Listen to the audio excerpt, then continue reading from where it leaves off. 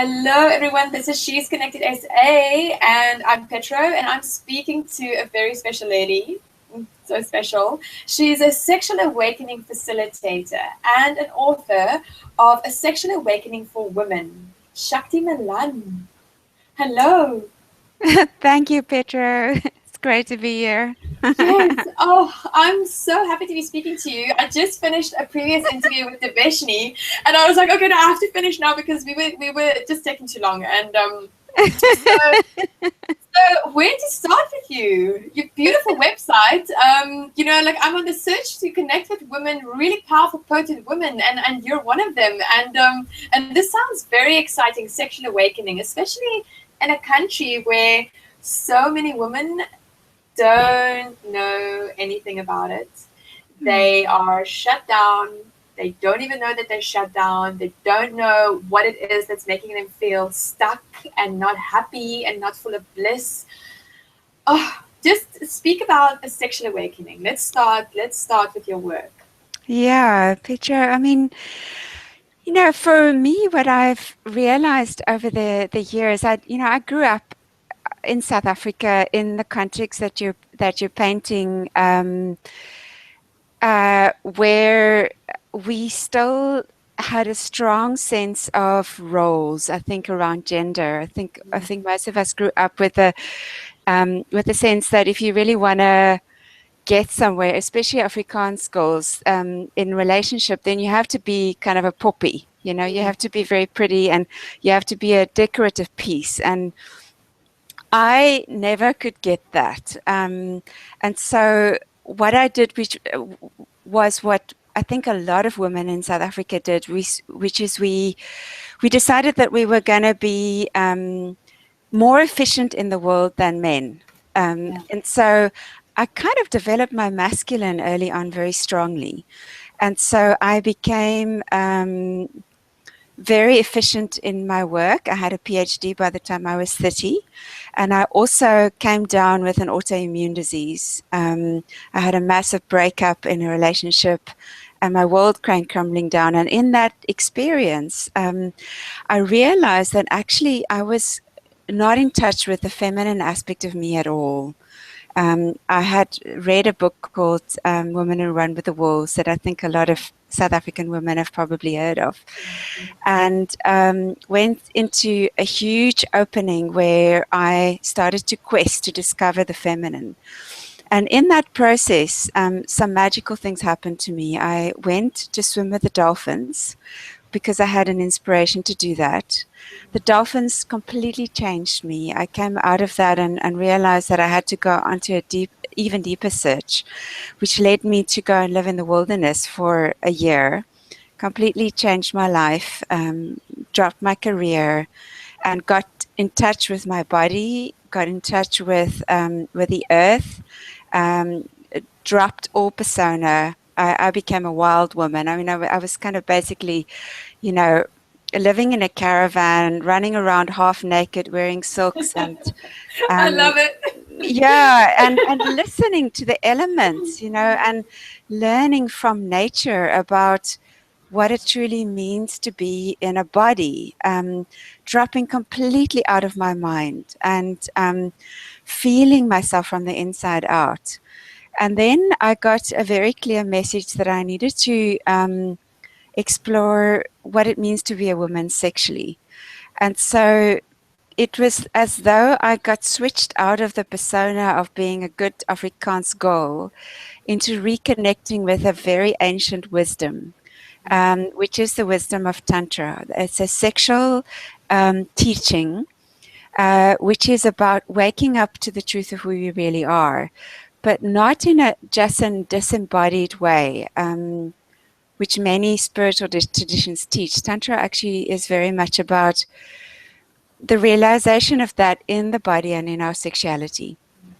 And so it started a process of, I could say in a way, receiving a set of practices for how we as women can reconnect to our sexuality. And there are two aspects to that. The one aspect is facing the shadow aspects of our sexuality. You mentioned that at the beginning of the call, that So many of us have grown up disconnected from our sexuality because, Yes. of maybe tribal beliefs around, one aspect being the virgin whore split, that there's a split in our psyches where we actually deep down believe the story of the apple, that we bit the apple as women. And that's why, we're kind of secretly we believe our sexuality is not completely pure, and that if we want to be dignified and pure women, then kind of need to suppress our sexuality. And Yeah. then on the other hand, we rebel against that. And then we kind of like flaunt our sexuality in a way of kind of becoming the whores out there. And this is somehow seems to be very permissible in our early 20s, so we kind of go through this mad rave of exploring our sexuality. And then for many women, what happens is then we come back to a place of, but actually, I want to have a deep, intimate relationship. And maybe we get married and then we become virgins again. And we kind of suppress our sexuality. So there's this kind of dance. And then, so exploring all those shadow aspects of our sexuality and becoming real with what happened there. And then the other aspect is a deep connection to the internal wisdom of the body, because the body actually, if we start to connect to the subtler levels of our sexuality, there's a deep knowing inside our body. Our bodies can guide us back to the sacred sexual essence of who we are, which is an ancient mystery that we've forgotten. And so in what I found in this work, which I've been teaching across the world, is that I've become, one could say, an initiatress back into these mysteries. Simply just because I've said yes to opening that gateway. And it is there in our bodies. We've just forgotten. Yeah, yeah. Oh, Shakti, there's so much to talk to you, with you, about you, and to you. Yes, I agree. Like we've gotten our right as beings on this planet, as human beings, to really tap into that physicality and that sacredness, the prana that runs through us, and then using that and just channeling that. And I think what it is, I think people forget that when they have sex, there's a sexual energy exchange, and it's a sacred energy exchange, and that it's prana and it's the golden spiral. And I think people forget, um, what that is all about. Yeah. Yeah, because our world has obviously objectified sex a lot, right? It's become a commodity. It's a commodity that is quite easy to sell because Exactly. it creates experiences, and our world has become very focused on experiences. And actually, the truth of it is that there is an experience in sexuality which is utterly and absolutely profound. And Yes. so the commodification of sex as we see it in the movies and in the media points to something that actually is real, but that is never spoken about, which is that when we truly open to our sexuality, we're opening to, you're talking about it as this golden current. It's a current of our essential divinity. And when two people open up to that, it's like, so oftentimes people get a glimpse of that in the moment of orgasm, especially what is known as ejaculatory orgasms. And it's like in that moment, everything stops. The world stops. We become completely immersed in this moment. But unfortunately, that moment only lasts for a second, maybe 3 seconds. And then we kind of start to yearn for that again. So we look for another sexual experience which leads to ejaculatory orgasm. And it's unfulfilling. Yeah, it And the is. reason why it's unfulfilling is because what we're doing with ejaculatory orgasm, with that kind of sexual hunger where we're pushing into our genitals, right? So if I can describe this, is like our conditioning is to take sexual energy down our bodies and contract it into our genitals, and then release it through an orgasmic explosion, which is actually a contraction, um, and then we relax. But what is Yeah. possible, what the tantric teaching speaks about, is that we can actually open up and relax in the act of lovemaking, become deeply present with ourselves and with our partners. And in that way, the sexual energy actually starts to rise up through the body, and it starts to fill every cell of our bodies. The Tantrikas speak about it as the 72,000 nadis, or energy points, that are throughout the entire body. And so it wakens us up then to a deeper and deeper presence in this moment, not just in the moment of orgasm, so that every moment then becomes actually an orgasmic moment. And we don't just have 13 minutes, of orgasmic build-up. We can actually start entering into an experience of lovemaking, which can last for hours and hours and hours. In fact, I've experienced that lasting for days, because Amazing. we're not pushing into this one moment of ejaculatory orgasm. We're actually opening up to an orgasmic state in deep relaxation, which continues to build and build and build. I'll stop there so you can That's engage with me. bliss. That's bliss and radiance. Yeah. It is, and it's a bliss which is real. It's not a bliss which is induced by some substance or by some pushing towards an experience. It's the bliss of opening up fully and deeply to this moment and to the union with the beloved. Because, Petra, that's the other thing that people don't understand, is that when I enter into a sexual experience with somebody else, and it doesn't matter if it's, same-sex, heterosexual, that opening is a profound spiritual happening where I actually enter into the heart of the beloved. The beloved, as Rumi speaks about being the divine, actually gets activated inside me if I allow that to happen. And so I get connected, like wired into the center of the universe when I'm making love. But I Yes. have Yeah. to allow that opening and the vulnerability that brings, because it is going to make me vulnerable. I don't know if you've experienced that. It's like lovemaking actually makes us vulnerable. Yes, I was raised in a very Afrikaans home. Very Afrikaans. You didn't speak about the genitals. It wasn't mentioned. You didn't know about sex. People didn't talk about it. And so through the years and up to my current level of awareness where I am now, I've just had so many judgments and opinions about sexuality and about my sexuality and what's allowed and what's not allowed. And, since a teenager, actually since a child, for me, that act has always been considered to be a very sacred act. Even though I didn't have the information, like my intuition told me that it was always to be considered as a very sacred act. And I was judged so much, like, virgin, are you still a virgin? And those judgments led me to choose the wrong partners and experience sexual violence and trauma with men that otherwise, if I believe that if I had spoken about this as a child, and we had gotten the right information, I would have never made those choices.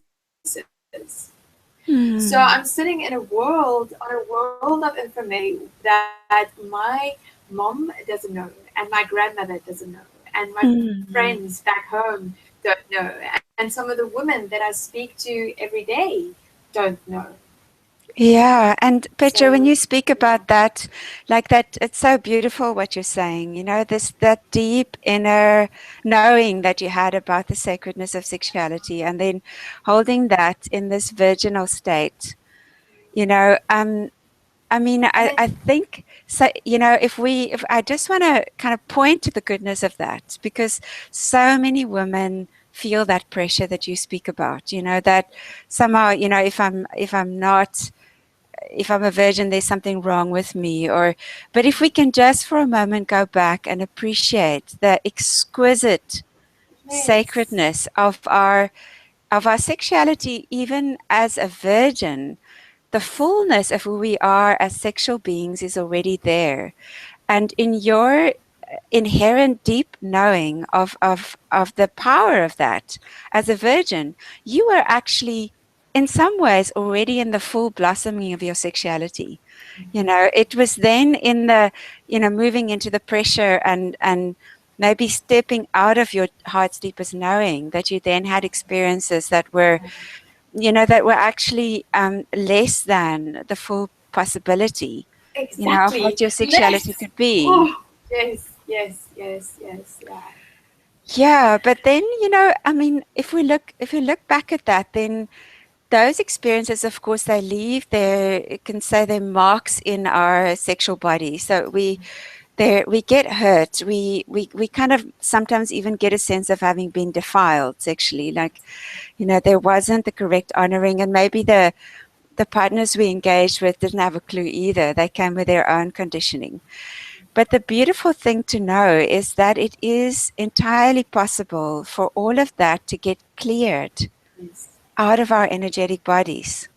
So I want the listeners to know that um, did you know that if you enter into a partnership with a lover with the right intent of a devotion towards each other, with the intent to be deeply in your hearts, with the intent of letting your sexuality be an expression of the divine, with the intent to be open and vulnerable to each other, that the lovemaking with your current partner can fully and deeply purify you from every past experience that you've had.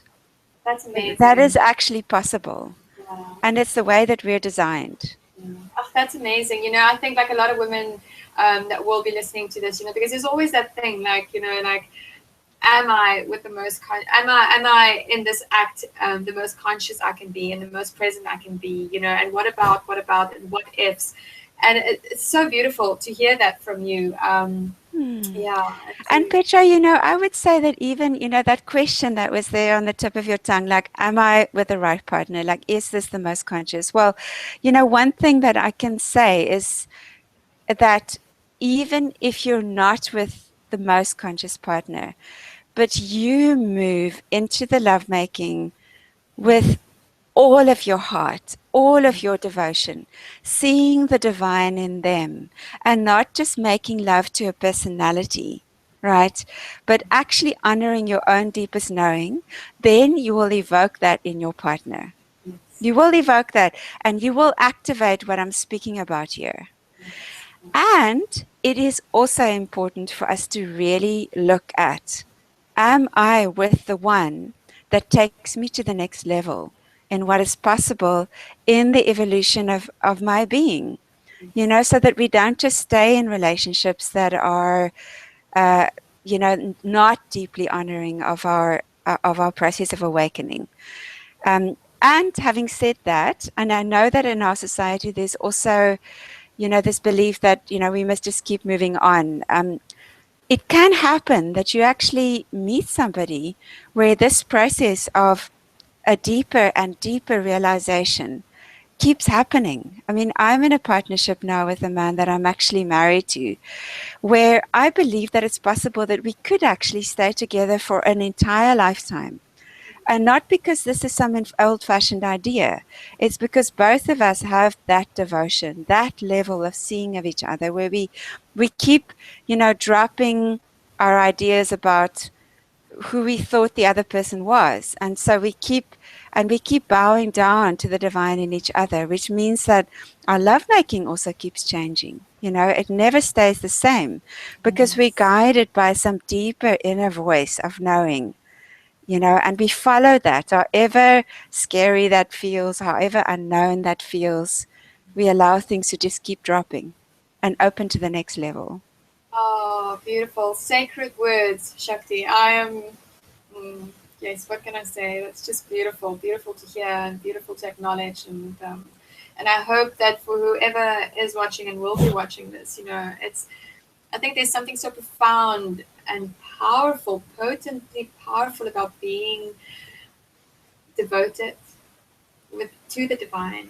And when you're with someone, and the only way that I can explain it is you feel or sense like you're not even though you're in your body and you're on the earth and you hear, you feel higher than the highest of highs. It's almost like you just feel divine. It's hard to explain. I think to people, it's something that you have to sense and experience as a being and as a human being, as a woman, as a divine, sacred woman on earth. Yeah, beautiful. Beautiful, Petra. And you know what you're talking about there, I want to also just say that is possible even if you don't have a partner. Right. Exactly. So that's what my women's teachings is about, is that we can, as women, whether we have partners or not, in fact, we must, even if we do have partners, we can return to, it's almost like turning our gaze inward. So rather than Yes. looking at ourselves as sexual objects, turning our gaze inwards in deep devotion to the essence of the feminine that we embody and enter into our sexual bodies from the inside, so from the turning inwards and actually traveling down all the way into our yonis, which is our sacred sexual organs, and start to connect with this exquisite temple that our sexuality is Yes. through a deep inward connection, which is what my teaching is really about. And so I do believe that it's very important for us to return to our own bodies, our own sexual bodies, and the sacredness of that, and the celebration of the delicious, exquisite juiciness of who we are, regardless of the external, because the beauty of who we are is is is inherent and integral to our beings. It's got nothing to do with whether we look like some picture perfect model. It's Yes. got everything to do with our deep um, surrender to the essence of who we are. In fact, letting go of any attempt to try and be um, some external idea of what we think is sexy. The sexiness of who we are is integral and inherent to our bodies. It requires a relaxation, an opening up, and an inward gaze, and an inner attunement into our bodies in order to connect with that. Yeah, beautiful. Oh, beautiful. Shakti, your book, the book that you wrote, what is it? Sexual Awakening for Women. Um, when did you write that? How long ago? I wrote the book. The book got published in 2012, Petra, and it was the culmination of quite a few years of developing these practices working with women. And so eventually it came together quite organically as a set of practices. There's 100 practices in the book that take women through what I perceive as being the main shadow areas that we need to work through, and also the main practices that can take us into a deeper connection with our bodies. Yeah, amazing. Because we as women, we as South African and African women, I find it myself. I mean, I turned to overseas for answers, Mm-hmm. to America, to Europe, but we're born in Africa, so there's information here that comes through for us to assist us in evolving and developing the skills and just awakening to that. Would you would you say that so many? It was about 4 years that have gone by now. Are you writing another book at the moment? Yes, I am. I Yay! am. I am. I'm very excited. This year is a year of writing books, and Okay, the one that I'm working at the moment is called The Soulmate Within. And nice. it's about the relationship between the inner masculine and feminine. It's about falling deeply in love with yourself. Nice. It's also got some very powerful practices that it's based on. Amazing. Um, and uh, I think you're also asking about an update in terms of the women's practices. Yes. I am currently teaching, what I'm calling the higher level practices to a smaller group of women that have been immersed in my teachings. Yes. And that is coming through quite powerfully in writing. I'm kind of a little bit like, I feel a little bit electrified by what's coming through because Yes. it's unexpected, and it will take maybe, I don't know if it will um, come together completely as a book this year yet, but it's coming down fast and furiously. So Yeah. I'm excited about that. Oh, that's amazing. Like Yeah. that inspires me. People that are in their space, their creative space, that are open to receiving the information coming through. I know exactly the feeling that you're talking about. It's almost like you go into this trance. Like you can't write fast enough, and then when you write, you can't see. Yeah. That's amazing. That's amazing. I've had that a few times. Yeah. Well, Inspiration just coming through. what I also just want to say, Petra, you mentioned that, we've been reaching as South Africans to overseas authors, and there's something for me about this continent. Yes. Because I've taught extensively internationally. My book is now published in French and Polish as well. Um, there is something about this country and this African soil and the people of this land that is profound, and that actually we have something to share with the rest of the world, which is why I think it happened that all the case studies that are in my book, I think all of them are actually of South African women. So Beautiful. I think if women, South African women, read the book, I think you'll feel the texture of our people. And I have had so much appreciation from people in other countries about the stories that have come through. The beginnings of my work were, of course, in this country. And so I have a lot of gratitude for you know, for all the conservatism that we've grown up with in this country. There is also a wildness in our spirit and a Yes. willingness to adventure, a willingness to go all the way that is completely magnificent and that I celebrate, which is why for me it's such an honor to have an opportunity to teach in this country, because it's kind of my gift back to the country. Yes. Back to the country, back to the earth, back to the woman, back to life. Yeah. Yeah, yeah. Shakti. Yes, I read something a while back that Africa is actually the continent, like the women in Africa are the golden key to the information for women around the planet. I have to find the article and actually send it through to you, but there is a rawness here and an authenticity within African women that the rest of the world, it feels like, like you need to tap into that because it's so powerful, so powerful.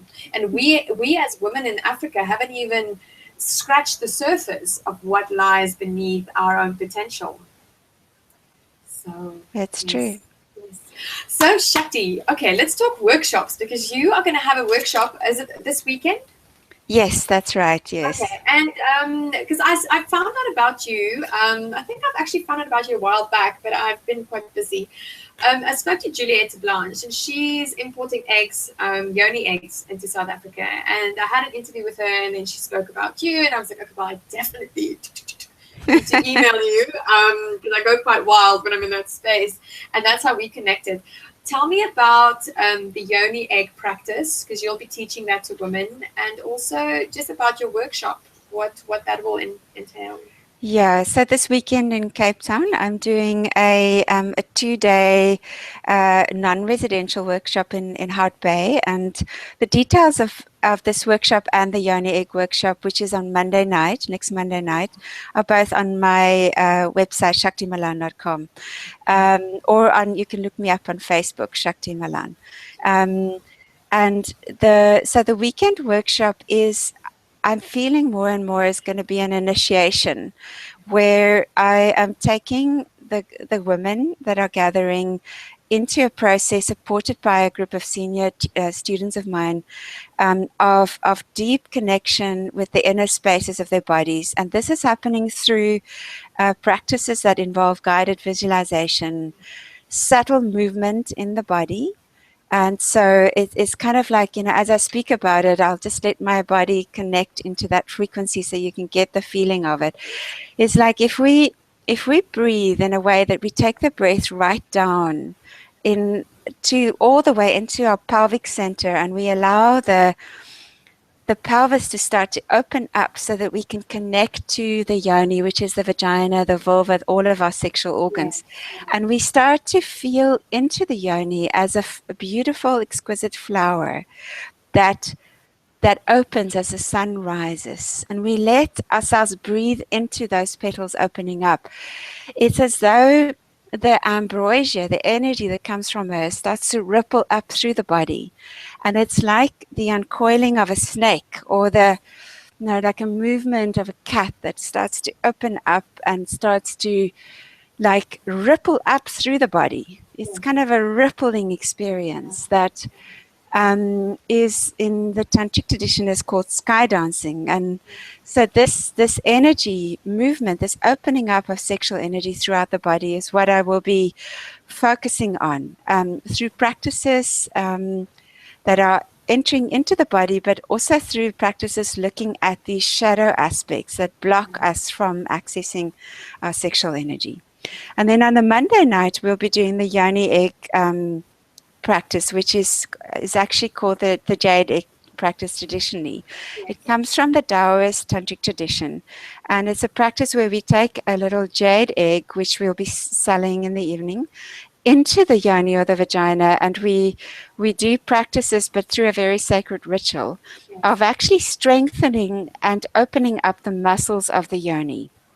What this does is it actually strengthens the pelvic floor, which is very important for all women, especially women who've given birth and as we get older.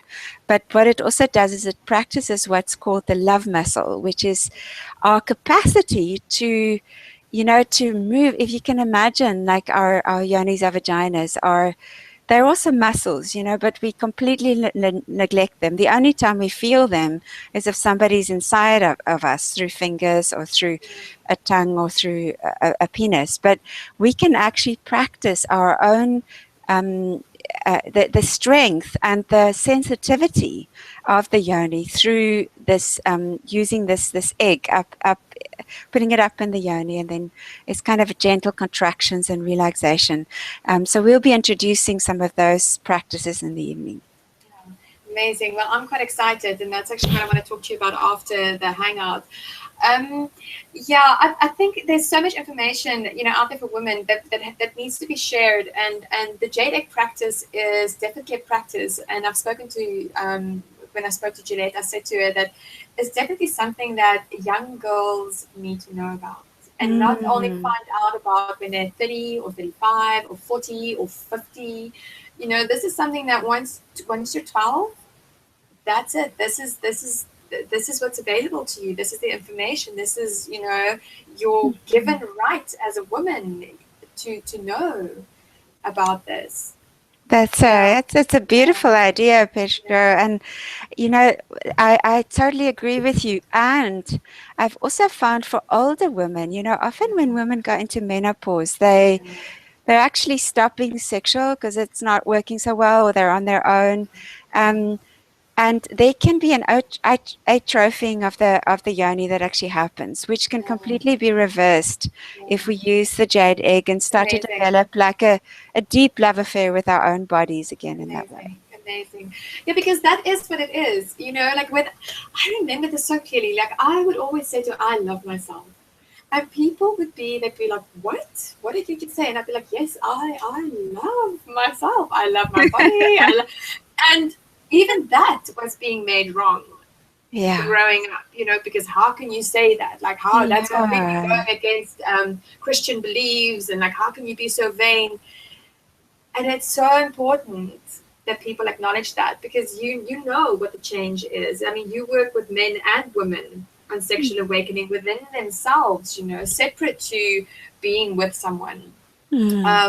And just allowing that gift of you and your beingness and your existence and your experience and your body and that prana, beautiful, beautiful prana.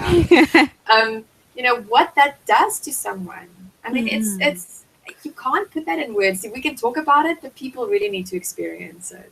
Yeah, it's so beautiful that you have access to that, because our conditioning very much is not to love ourselves, but everything begins with that.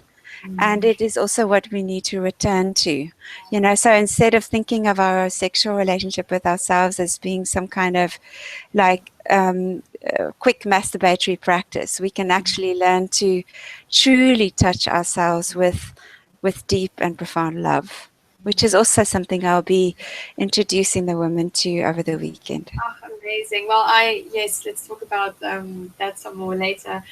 Um, Shakti, looking at the social issue that women face in South Africa, okay, the violence, the sexual violence from both men and female, and then, with children experiencing that.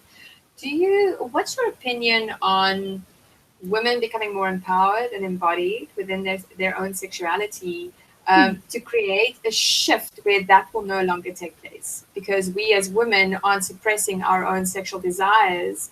Mm-hmm. What's your take on the whole social issue, and what we as women can do to create a safer space for our yonis, our bodies, our children, our men? Yeah, it's a good question, and it's something that I address in my book. I actually have a chapter on it, and the basic principles I work with there, in the first place, is to have a look at your fear of being sexual as a woman. What is in that for you? What is in what and oftentimes these fears are polarized in our consciousness. So we have a fear of exposure because we're afraid we're going to get attacked or we're going to get judged. But then, because this is unconscious and we haven't faced it, then we actually also act out the opposite, which is that we kind of, display our sexuality in a objectifying way. Um, there is a process in my book, which I can't describe in too much detail right now, but a process of actually facing our relationship, our unconscious relationship with our sexuality, and our unconscious fears, and then really sitting with them and coming to more of an honest relationship with ourselves about our sexuality. So that's the one thing. And then the other thing is for a woman to realize that actually we are supremely powerful beings. And Yes. that, this one practice that I do in the book is where I actually show women how easy it is to get out of the grip of a man. How easy it actually is. It takes a moment of consciousness. It takes a way of breathing where you catch the man's breath, where where if a man's going to grab you, there's going to be a moment where he's unconscious of his breath and he's holding his breath. If in that moment you make one movement, you're out of his grip and you're gone. But we think of ourselves as victims, as women, because we believe that we're physically, less strong. That needs to stop. That needs to stop. But the thing is that as long as we still think of power as something which is power over and power under, and we don't fully embrace the fact that women's sexuality is actually the power of the universe, as long as we don't embrace that we have actually total control over the way that men respond to us, and that we, unconsciously actually use our sexuality in ways that are manipulative, we need to return to a deep and humble appreciation of the exquisite power that our sexuality really is, and let go of victim consciousness. And I'm not saying that as a way of saying that any woman who has had sexual violation, that they cause that. That's not true at all. I'm talking here in the bigger picture. And for women who have had that experience, I would say it's the reclaiming of the essential power of who you are, which is a process that can, require some guided work with a facilitator. And there are beautiful trauma facilitators in our country that can really take you into your body. And I would recommend that, so that we can meet the place where there's a split in us between, in the moment of violence, where part of us actually opened up in a sexual pleasure because it's natural in the body, and the other part split off in trauma. because we need to reconnect to the pleasure and the inherent power of our sexuality. Yeah. I think, thank you for that. I think the work that you're doing, Shakti, is incredibly powerful. And I think working with women who, they're not quite sure, I can only talk from my own experiences and you kind of shut down and you don't know that you've shut down. And you go into relationships with men who want to love you, but you're so shut down that you don't even hear what they're saying or what they're gifting and contributing to you. And then that ends up in you losing that person as a friend or, just completely losing them in not wanting to have contact, or it just really gets ugly. And I believe that when we talk about these things and we can share the knowledge and also share quantumly the love, and have that exchange with people who have either acted out or have been acted towards, with acts like that you can really create a shift so powerful on this planet for our species as humans, and then stop this nonsense. Yeah, it is very true, and I just want to say that, Pedro, is that to the listeners, because I'm sure that there are many women who have had this experience, is that it is entirely possible to actually heal from such a trauma. It actually is possible, but what it requires is your willingness to feel what comes up. Be Right, to vulnerable. feel, to be vulnerable, to be honest, to be real. If you're with a lover, to say, look, I feel stuck. I don't know. I'm not feeling. And, to slowly allow what is underneath that frozenness to start arise. Because what I found is that oftentimes women who have been sexually abused become picture perfect. Nothing's ever wrong. I'm the perfect lover. We fake orgasms. The presentation becomes so important because we fear what is underneath. Yeah. And what the healing requires is actually getting unraveled, being willing to go through the feeling of everything that's there to be felt while being held in presence by a lover, or in our own sexual journey, because we can also do this on our own. So my book and the process that I'm teaching, and I have other women who facilitate this process, actually takes us through a process that in itself can result in the slow accessing of those places that have been shut down, and to feel them, to meet them, and to open up to a different way of relating with our sexuality. Amazing. Amazing, Shakti. Shakti, is there anything else that you want to say before we end the interview with you? Is there something that you want to share more? Maybe some. Yeah, just that for every woman who is listening to this call, and every man who might be listening to this call, I'm sure can echo this, is that the essence of the divine feminine, the essence of the profundity of our sexuality as women, is your birthright. It is inherent in your being. It cannot ever be any other way. It's just that we need to relax and open up, become willing to feel, connect to our hearts, and be willing to be vulnerable. And if we pray, if we have a prayerful attitude, and we ask for this to be revealed in our bodies, it will be there because it is inherent in each one of us. Beautiful. Yeah. Beautiful. So, ladies, there's a workshop this weekend on Sunday and Monday. Is there still space, Shakti? There's still space to attend? There is still space, yes. And you can also mail directly Rianne van der Linde. Her email address is Rianne, RHIANNEVLD @gmail.com. And she can give you the details as well. Amazing, yeah. So the website to reach Shakti is Shakti Malan. That was .com. .com. She's on Facebook. You're on Google Hangout now. I believe that you're on Skype as well.